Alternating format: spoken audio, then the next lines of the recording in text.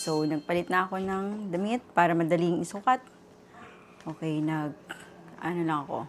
Ito ginagamit ko pang loob pag nakadress tayo or nakaskirt. Itong baba. Kaya siya may ganito. Pinoprotection niya yung harap natin para hindi siya magkaroon ng bakat. First outfit. Okay? This. Ganitong itsura niyan.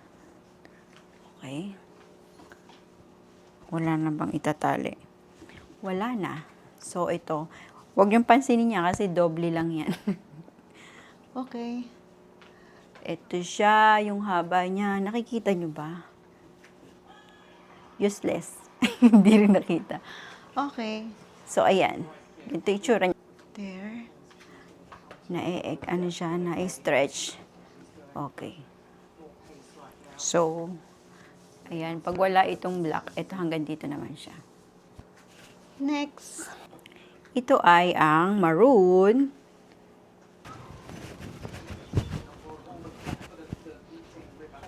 There.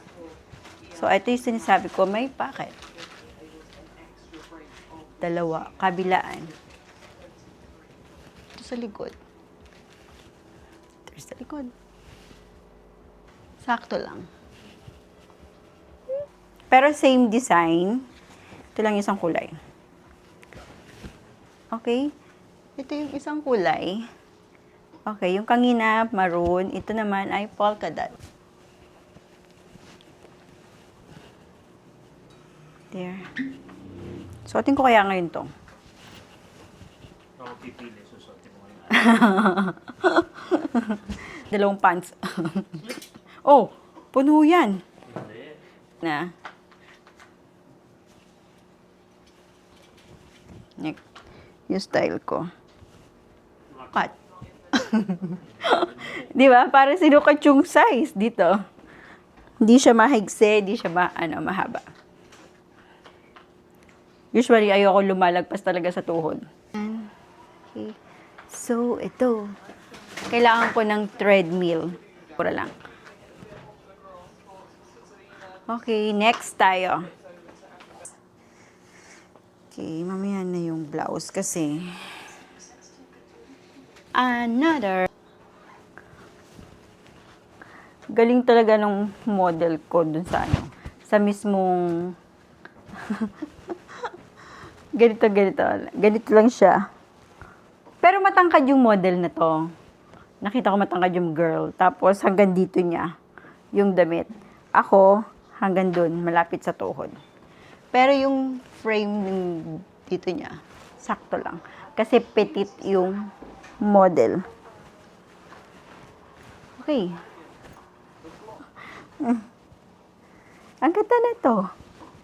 Galing ah. I think, ito.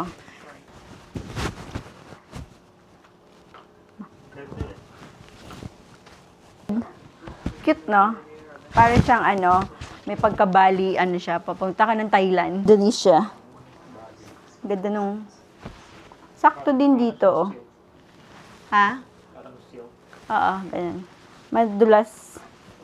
Yeah. Hindi siya manipis, pero malambot. Ito yung mga telang madaling matuyo, madaling laban. Tinanggal ko na yung tracking face para naka-steady. Ayun yung haba. Ganun siya. Okay. Good. Next. What? Ito na yun. So, good. Ganito lang din yung mga nandyan sa taas ko. Kumuha lang ako ng ibang design kasi yung mga nandun naghihimul-mul na siya. So, hindi naman siya manipis. Okay. There. May pagka-girl ng dating mo, pero hindi revealing. Conservative. Cute to. Pero ibigay ko to kay Ate Bib.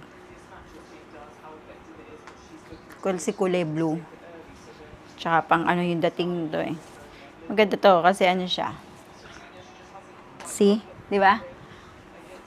Yung sinagad. Ganito yung itsura niya sa baba. Tapos mag-heels ka lang ng konti. Tapos meron siyang mini-mini handbag. Di ba? Cute, no, Daddy?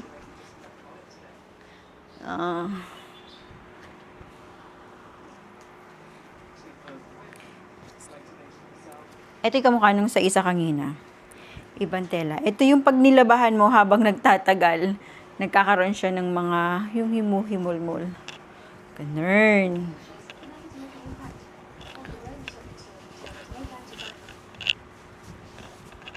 Ganito siya. Mayroon pang pa ganito. Wala lang yan. Design lang yan. Okay. This is nakita ko to suot ni ano. This niya ay extra small. Shh. Actually, meron ako nun. Para hindi mo na ipagawa yung pinaka dito niya. Ganyan mo siya. Ayan. Saktong-sakto to kay Celine. Matangkad si Celine eh. Mga height, mga 5'3". Ang magiging itsura niya na magiging hanggang dito. Eh, maliit lang ako. Ay, nagkakanta duling-duling ka dyan. Isang malaki. Pinagsunod ko na yung parehong malaki.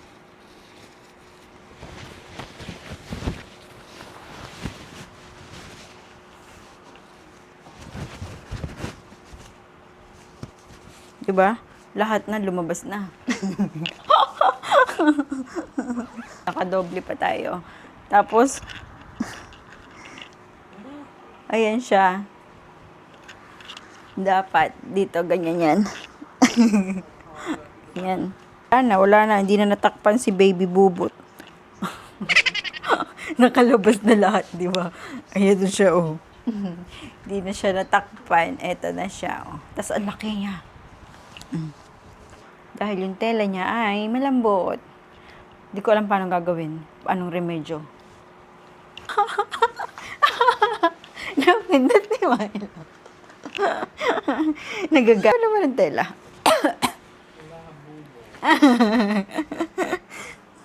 Eh, bakit daw? Alam ko ito ay pantulog. Pero hindi ko siya gagawin pantulog. Makati siya para gawing pantulog. Kasi,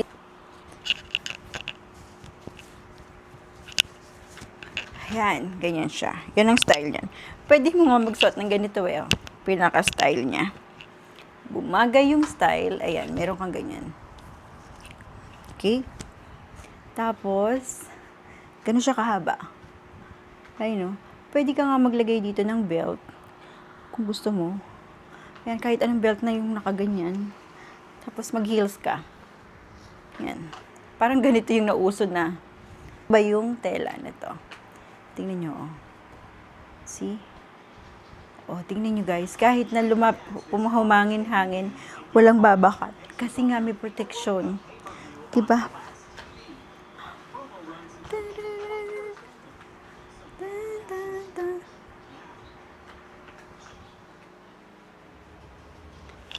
Diba?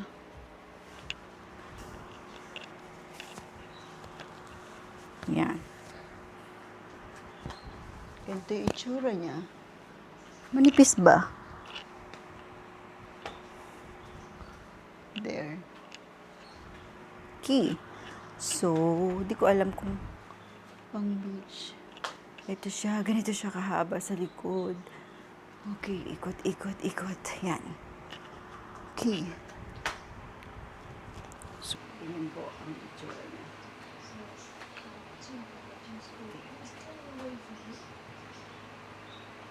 Tapos na. So, ito naman yung isa. Blouse. Sukatin natin yung blouse. This is the blouse. This is the blouse. Okay. Ganyan lang siya. Ito yung blouse. Ayan. Dinoble-doble na yan. Tapos, meron lang tali. Ayan, ganito siya. Naging ano na dito sa suot ko. Ayan. Ganon. Ito, blouse lang yan. Sinukat ko lang. Okay. Last na to.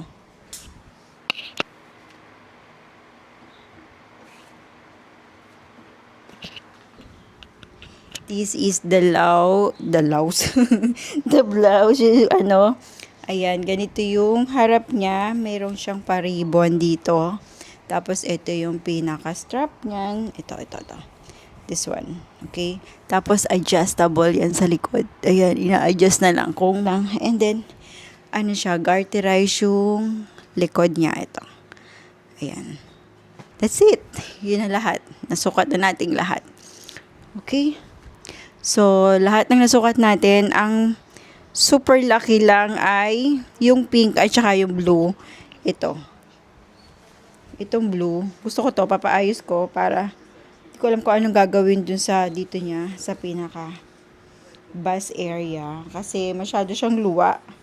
Andito na siya sa baba. Tapos si pink naman, luwa din siya pero pwede siyang remedyohan. Kasi kasya naman yung yung shape niya dito. Tapos, okay lang sa akin yung ganong haba.